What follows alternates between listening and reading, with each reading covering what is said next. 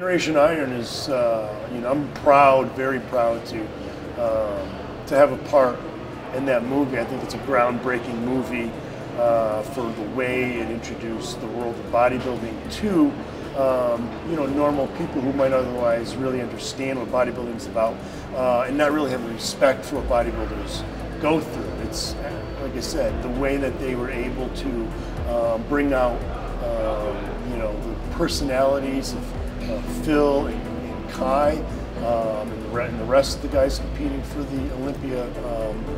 Like I said, it was truly groundbreaking, and the awards, that it's won, and the way that it was perceived by not just people in this industry, bodybuilding, but people in film and just people, on the street. So it's, to me, having a part in that movie, something that has such a big impact, is something I'm very proud of. The feedback that I've gotten from the athletes themselves for just talking about the subject of steroids and the reality of it, and what it means to be an athlete, and the risks involved and the real science behind it, has really meant a lot to me.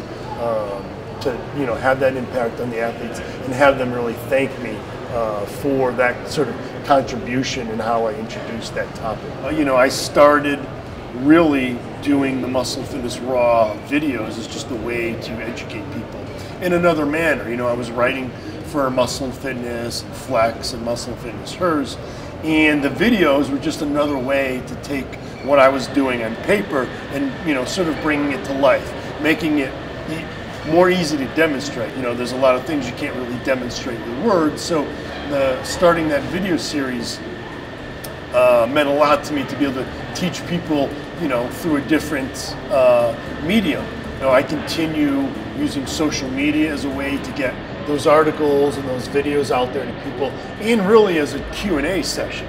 People can ask me a question, and on Twitter or Facebook or Instagram now, and I'll get them an answer that they can trust. So social media has been a huge part in how much this brand has really been able to grow and reach people. The goal is to build a JYM Gym in Los Angeles, where not only will that be my studio to shoot video at and do these Google Hangouts and podcasts, but to have seminars and training camps where people can come out to Los Angeles for a week and train with me, and we go through all the nutrition, the supplementation,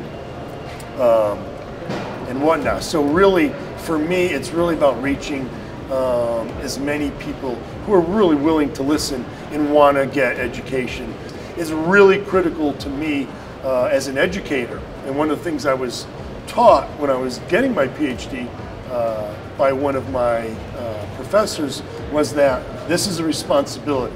You're getting a PhD. You have a responsibility to take what you've learned and to share it with the rest of the world in any way possible. And I really hung on to that and realized that this is a big responsibility, and especially in the world of fitness. I left academia because I saw this responsibility to bridge the gap between what's going on in the lab to what's going on in the real world, and how to help people take the science information and really put it to use, to application in the gym.